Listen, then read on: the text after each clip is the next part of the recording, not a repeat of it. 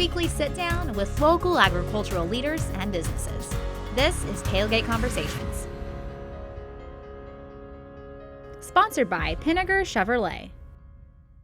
When we typically think of the annual maintenance needed on equipment, we think tractors and large implements. But today we're going to talk about small engines and the importance of seasonal maintenance on these zero-turn and lawn tractors. So Scott, it is, well into growing season here in the Ozarks, and lawn care is on the top of all of our minds as landowners. Right. But as we open up the season, what are some things we should be checking on and remembering when it comes to these small engines?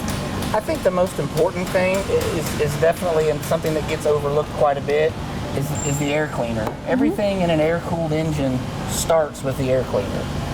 The importance of that is good clean air to come into the engine, obviously for it to burn, but it also uses air to cool itself. So everything that involves air is really important. One thing people overlook a lot, and we can kind of see by the looks of an air cleaner like that, just completely full of grass, and that's a paper air cleaner, so that the pores in the paper actually get full. It causes that engine to not be able to breathe in a sense. One analogy I've used with people is it would be like if you were trying to go jogging with a wet wash rag over your mouth and nose. You can't breathe. You're not going to be able to get in what you need. Right, and so if an air-cooled engine can't get air, then it can't perform.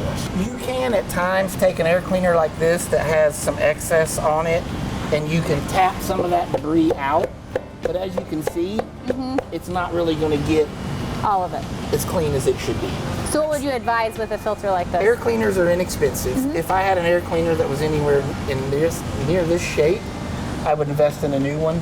These air cleaners are anywhere from $10 to $25. Very affordable. Yeah, very affordable. And they're going to make your motor, your engine last longer. They're really the heart of the whole thing. Another thing that is really overlooked is how important sharp blades are. I'll show you. This is probably what mine look like. Yeah, this is what a lot of people's blades look like. Rounded off, beat back. That really doesn't stand a really good chance to cut. If you look at what a new blade looks like, you got a nice 45-degree angle there. It's a sharp blade. And the importance of that is how hard the machine has to work. The machine that's trying to cut grass with this blade is working a lot harder than the machine that's trying to cut grass with this blade. So how often should blades be sharpened and then replaced? Right. So you can sharpen your blades really probably a couple of times a year, if there is such thing as average in an average homeowner's usage. A time or two a year. Unfortunately, most people don't do that. But I usually recommend for a homeowner to take a look about a halfway point, like say now at this time of the year, and say, see where your blade's at. The other thing to remember about that is the longer you go without sharpening them, the more the blade has to be ground off. So they'll actually last longer if you'll sharpen them more frequently.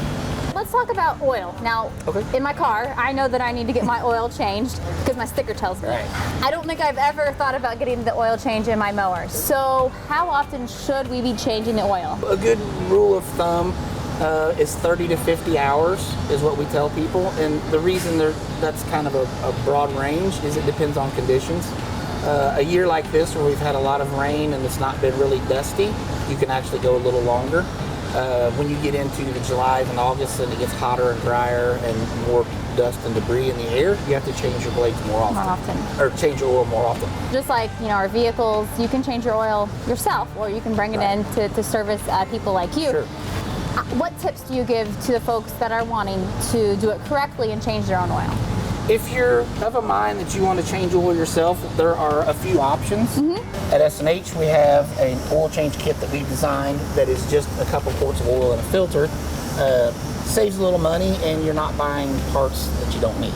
So the customers are really like that. Well, let's pretend that it's not, 80, 90 degrees outside and that growing season, mowing season is wrapping up. Right. Me, I just want to throw the mower in the garage and forget about it come spring, but we probably shouldn't be doing that. No, the thing that would help the customer and the equipment is at the end of the year when you don't have a high demand for it, and obviously our service department's under a little less pressure to get the machine in.